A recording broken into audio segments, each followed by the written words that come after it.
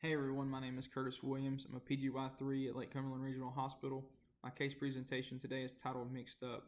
AW is a 64-year-old female with history significant for diabetes, previous ischemic strokes without residual deficits, and ESRD, who presented ambulatory to the hospital for an outpatient left upper extremity AV fistulogram with plan revision. She was placed under MAC, received propofol 50 mics, resulting in apnea requiring BVM ventilation, and LMA followed. However, she remained hypoxic and hypotensive, requiring endotracheal intubation without additional sedatives or paralytics. She received intraoperative vasopressors with an appropriate response in blood pressure, however, remained encephalopathic.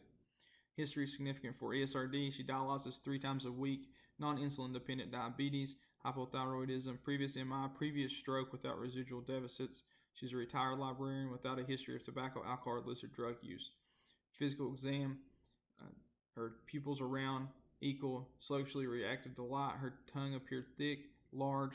She had thinning of the outer third of the eyebrows bilaterally, no corneal reflex, significant periorbital edema. Cardiac was regular rate rhythm, pulmonary unremarkable, abdomen unremarkable, and neurological. Her reflexes were difficult to elicit in bilateral upper and lower extremities. She had absent Babinski sign bilaterally, no cough or no gag, and did not withdraw to painful stimuli. Pertinent labs, her sodium was 133, arterial blood gas 7.47, 38, 114, on AC 16, 500, 35, and 5. TSH was 95.1, free T4 0.49, free T3 1.7. Initial imaging, chest x-ray, significant for cardiomegaly. Chest CTA was negative for pulmonary embolism. Stroke alert was called. She had a non-contrast head. It just revealed mild to moderate remote microvascular changes without any acute abnormalities. CTA of the head and the neck was negative for significant stenosis or an occlusive thrombus. She had an echocardiogram. It was a negative bubble study. No valve abnormalities. MRI was unable to be obtained since she was ventilated, and our MRI is incompatible with our ventilators. She had follow-up head CTs on day 2, which was negative. No additional changes.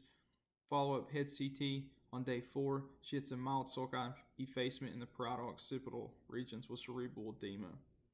Her clinical course, she received combination therapy with T4 and T3. An initial dose of IV Synthroid 200 mics were administered, followed by daily 100.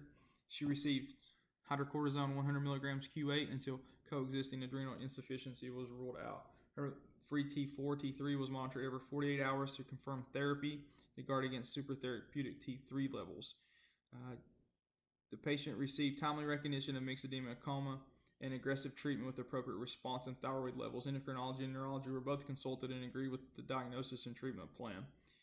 Neurology noted that additional imaging findings of effacement and edema were consistent with secondary insults associated with mixed edema. Per their recommendation, she was transferred to a tertiary facility on day 20 for a ventilator-compatible brain MRI. The MRI revealed diffuse sulci effacement and loss of gray white matter consistent with anoxic brain injury. Ultimately, family elected terminal extubation with hospice care.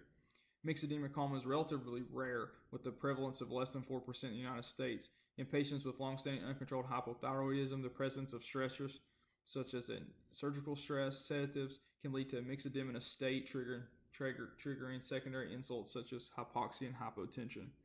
It is emphasized that mixed edema coma should be considered in any patient with coma or altered mental status with a long-standing history of uncontrolled hypothyroidism. Mixed edema coma requires immediate recognition, and even in a timely medical intervention, mortality rates are still as high as 25%. Thank you.